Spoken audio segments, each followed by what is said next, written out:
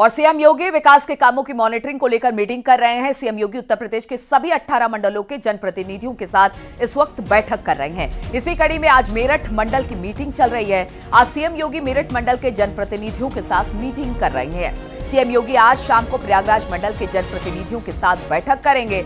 हमने आपको सुबह ही बताया था कि किस तरह से जो 18 मंडल है, 18 मंडलों में एक तरह से जो वहां के कार्यकर्ता हैं उसमें उत्साहवर्धन का काम किया जा रहा है, फीडबैक लिया जा रहा है, समीक्षा बैठक हो रही है, मॉनिटरिंग हो रही है। सीएम योगी खुद विकास के कामों की मॉनिटरिंग कर रहे हैं और इस वक्त बैठक चल रही है। आज मेरठ मंडल की मीटिंग इस वक्त सीएम योगी आदित्यनाथ के साथ कर रही है।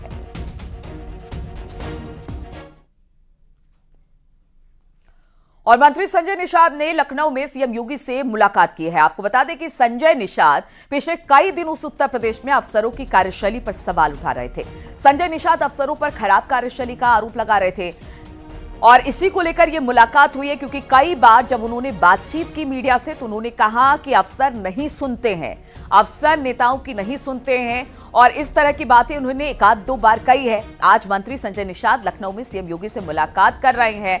हम आपको बता दें कि संजय निषाद पहले दिनों से ही काफी दिनों से यूपी में अफसरों की कार्यशैली पर सवाल उठा रहे थे। बातचीत करने के लिए ऋषभ मणि हमारे साथ जुड़ गए हैं। ऋषभ, संजय निषाद को हमने देखा एक बार नहीं कई बार उन्होंने इस बात को कहा था कि अफसर नेताओं की बात नहीं सुनते हैं, तो क्या आज जब मुख्यमंत्री से मिलने वो पहुंचे हैं तो उनका मकसद इन्हीं सब बातों पर रहेगा? बातचीत का मकसद यही रहेगा?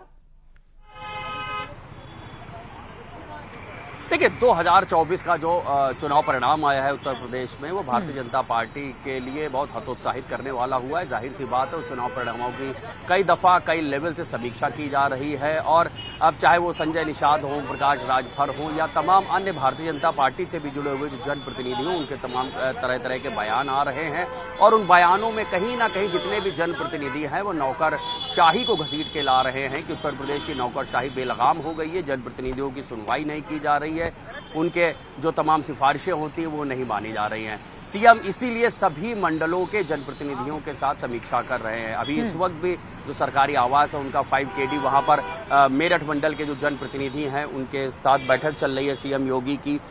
जो विकास कार्य है केंद्र सरकार के हों, राज्य सरकार के हों, उन सबकी समीक्षा की जा रही है। ये विधायकों से उन जनप्रतिनिधियों जानने की कोशिश की जा रही है कि उसको जमीन पर कैसा उतारा जा रहा है, क्योंकि तमाम विकास कार्यों को जमीन पर उतारने की जिम्मेदारी जो होती है वो पूरे प्रशासनिक अमले की होती है, नौकरशाही की होती है।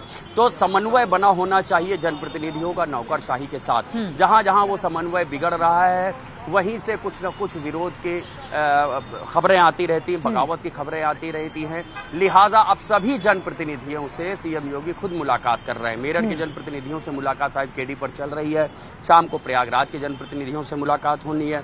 सीएम की योगी की ओर से यह भी कहा गया है कि जनप्रतिनिधि नौकरशाहों के खिलाफ उनकी जो वो अगर कुछ गड़बड़ी कर रहे हैं तो उनके सबूत दें, सबूत के आधार पर कार्रवाई भी की जाएगी। कई जिलों में वो कार्रवाई शुरू भी कर दी गई है।